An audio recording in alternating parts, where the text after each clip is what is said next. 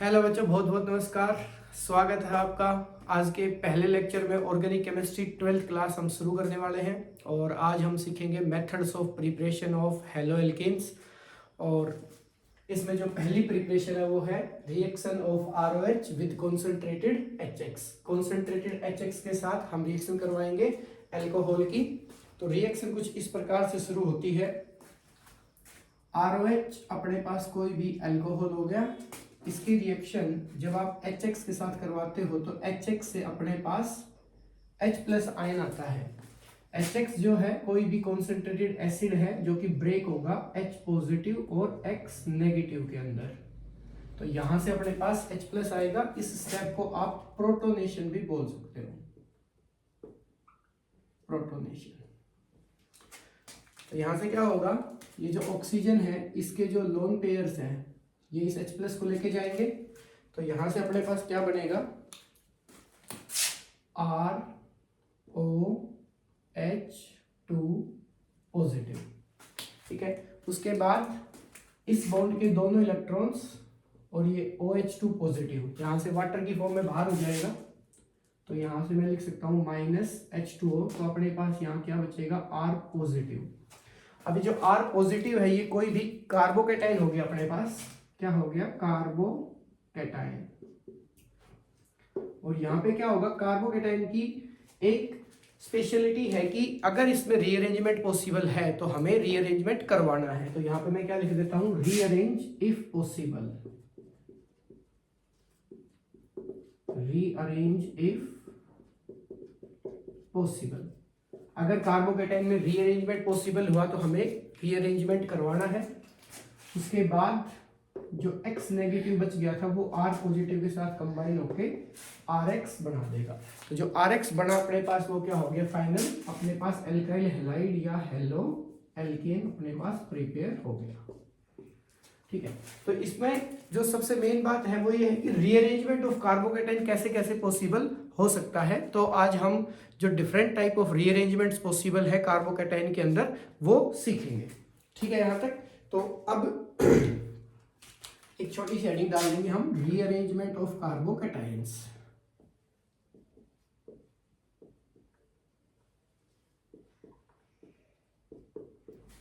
Rearrangement of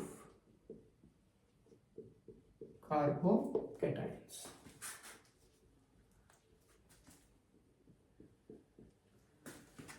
तो सबसे पहले सवाल आता है कि सर कार्बोकेटाइन के अंदर रीअरेंजमेंट होता क्यों है। तो रीअरेंजमेंट क्यों होता है, टू अटेन स्टेबिलिटी। कार्बोकेटाइन्स के अंदर रीअरेंजमेंट इसलिए होता है क्योंकि वो स्टेबल हो सके। ठीक है, step wise stability always increase होगी। अगर इंक्रीज नहीं हो रही है स्टेबिलिटी तो फिर उसमें रीअरेंजमेंट नहीं होगा। ठीक है, तो यहाँ पर रीअरेंजमेंट ऑफ कार्बोकेटाइन आता है वाही रीअरेंजमेंट। रीअरेंजमेंट क्यों होता है, वाही रीअरेंजमेंट। रीअरेंजमेंट क्यों होता है, तो रीअरेंजमेंट इसलिए होता है ताकि स्टेबिलिटी अटेन हो सके। तो इसका आंसर क्या लिखेंगे हम, to attain stability. Stability attain करने के लिए रीअरेंजमेंट होता है। ठीक है, और स्टेबिलिटी ऑफ कार्बोकेटाइन जो है वो डायरेक्टली प्रोपोर्शनल होती है नंबर ऑफ अल्फा एच के। Stability of carbocation is directly proportional to number of alpha hydrogen. Alpha hydrogens के डायरेक्टली प्रोपोर्शनल होती है स्टेबिलिटी ऑफ कार्बोकेटाइन। ठीक है, तो इसके अंदर जो सबसे पहला अपने पास आता है वो होता है हाइड्राइड शिफ्ट। तो इसके अंदर जो फर्स्ट केस है रीअरेंजमेंट ऑफ कार्बोकेटाइन के अंदर वो है हाइड्राइड शिफ्ट।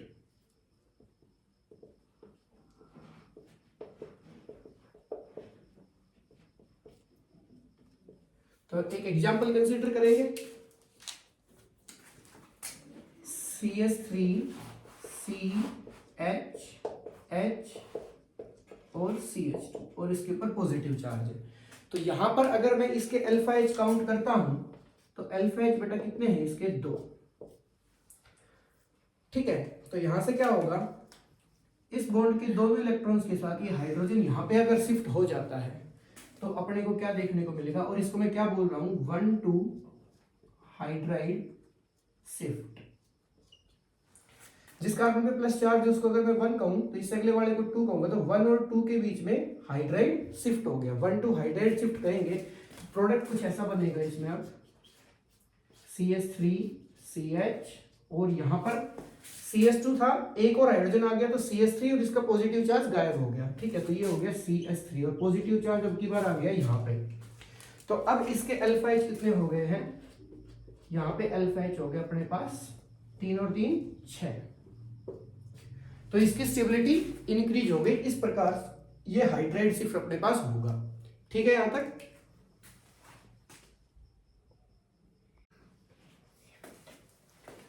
तो इसके बाद सेकंड है मिथाइल शिफ्ट। CH3 एक एग्जांपल कंसीडर कर लेते हैं। CH3 और यहाँ पे CH2 पॉजिटिव। तो इसके अगर मैं अल्फा एच काउंट करता हूं तो इसके अल्फा एच कितने आते हैं अपने पास, जिस पे पॉजिटिव चार्ज है उससे जुड़ने वाला पहला कार्बन अल्फा रहेगा, इसके पास कोई हाइड्रोजन नहीं है, तो यहाँ पे अल्फा एच कितने हैं 0 है। तो क्या होगा यहाँ पे, इस बॉन्ड के दोनों इलेक्ट्रॉन मिथाइल के साथ इधर शिफ्ट हो जाएंगे। तो इसको मैं क्या लिखूंगा 1 2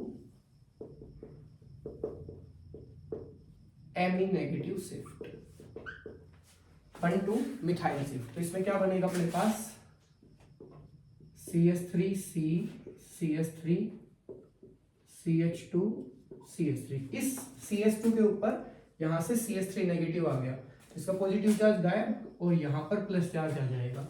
अब इसके अगर मैं टोटल अल्फा एच काउंट करता हूं 3 3 6 और 2 8, टोटल कितने हो जाएंगे 8 अल्फा एच हो जाएंगे। तो यहाँ पे इसकी लेस स्टेबिलिटी थी, इसकी मोर स्टेबिलिटी थी। चाहो तो आप इसके नीचे लिख सकते हो ये लेस स्टेबल है और ये मोर स्टेबल है। अब अपने पास सवाल आता है कि अगर हाइड्राइड शिफ्ट और मिथाइल शिफ्ट में से दोनों ऑप्शन आ जाएं कि कौन सा शिफ्ट हम करेंगे, तो उस केस में हमने हाइड्राइड शिफ्ट को ज्यादा प्रायोरिटी देनी है। तो मैं एक एग्जांपल से ये बात क्लियर कर देता हूं। ठीक है, तो यहां पे प्रायोरिटी ऑर्डर लिखेंगे हम।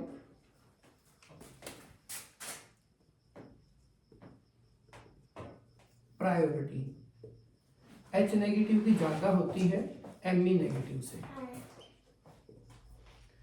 H नेगेटिव की ज्यादा होती है Me नेगेटिव से।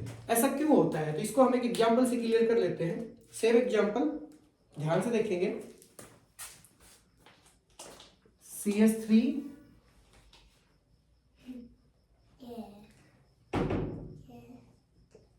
CH3H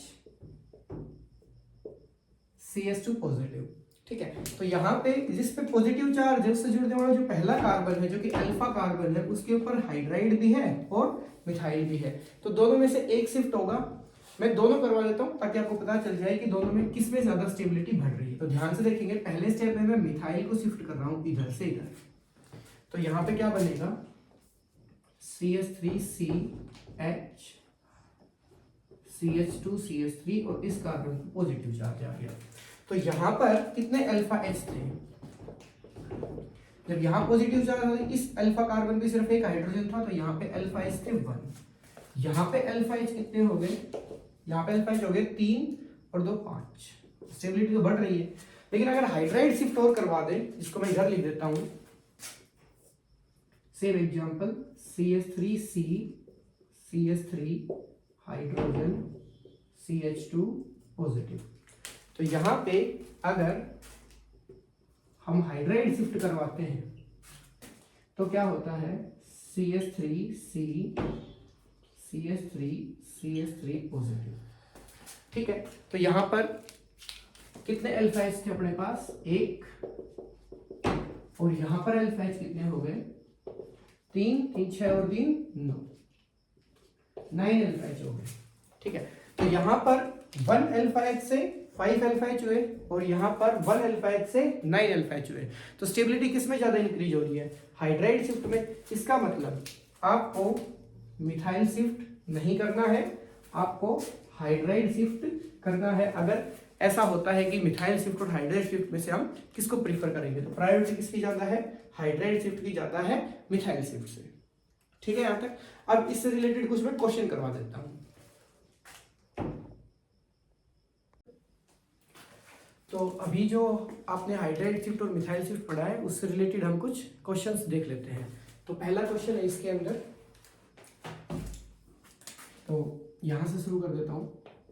HCl से हमारे पास H पॉजिटिव आए, ठीक है।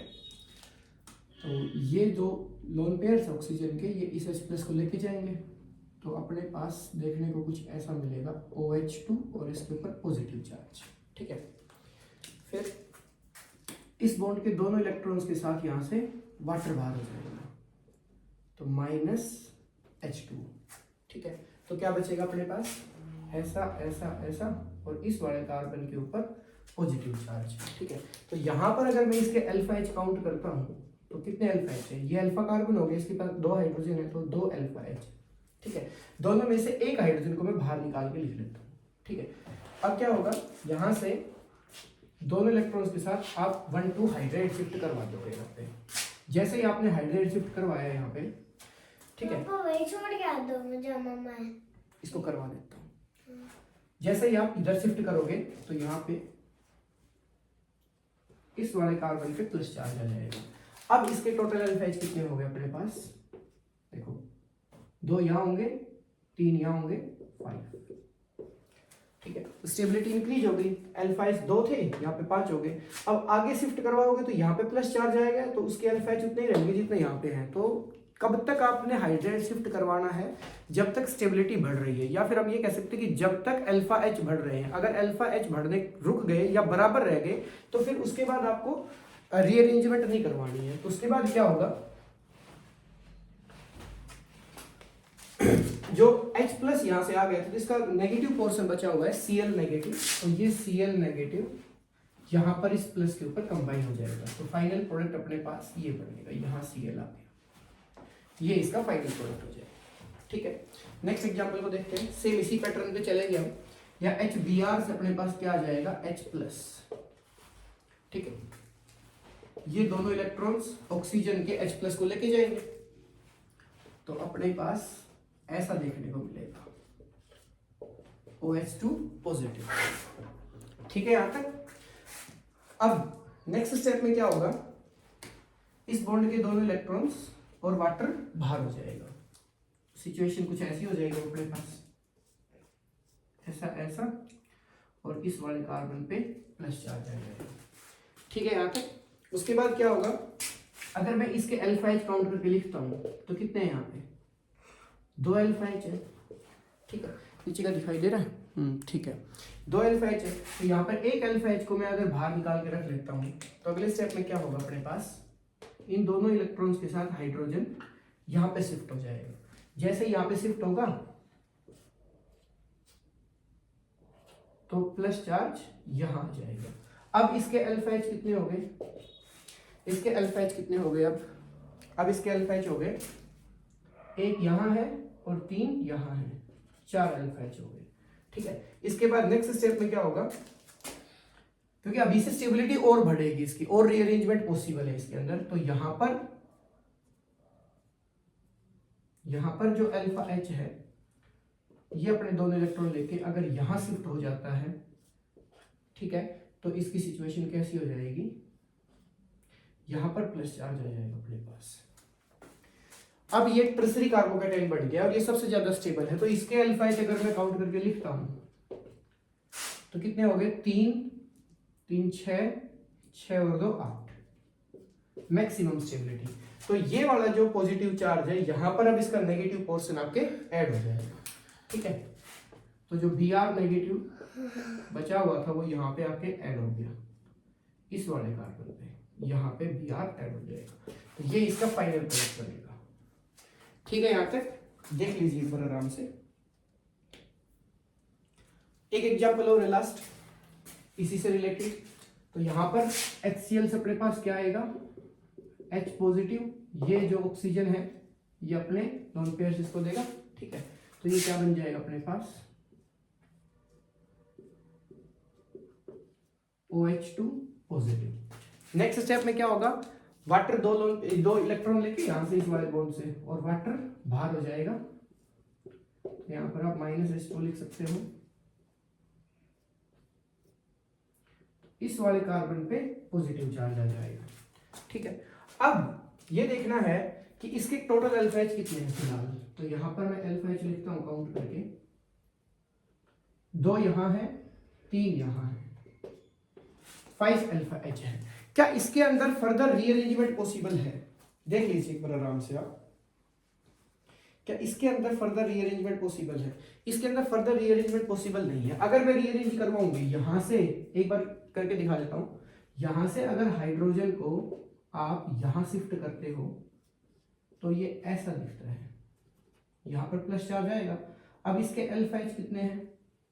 1 यहां है और 2 यहां है, 3 अल्फा एच। तो 5 अल्फा एच से 3 अल्फा एच हो गया, सेकेंडरी से सेकेंडरी पे ही जा रहा है और इसके अल्फा एच क्या हो रहे हैं? डिक्रीज हो रहे हैं। ठीक है, तो अगर अल्फा एच डिक्रीज हो रहे हैं तो ये वाला जो स्टेप है, ये वाला स्टेप नहीं होगा, और ये वाला स्टेप नहीं होगा, मतलब इसमें फर्दर रीअरेंजमेंट नहीं होगा। इस वाले क्वेश्चन के अंदर फर्दर रीअरेंजमेंट नहीं होगा, ये वाला स्टेप हो गया गलत। तो फाइनली अपने पास क्या देखने को मिल रहा है? जहां से OH हटा है सेम उसी पोजीशन पे अपने पास Cl आके ऐड हो जाएगा। तो इसका फाइनल प्रोडक्ट मैं डायरेक्ट इधर ही लिख देता हूं,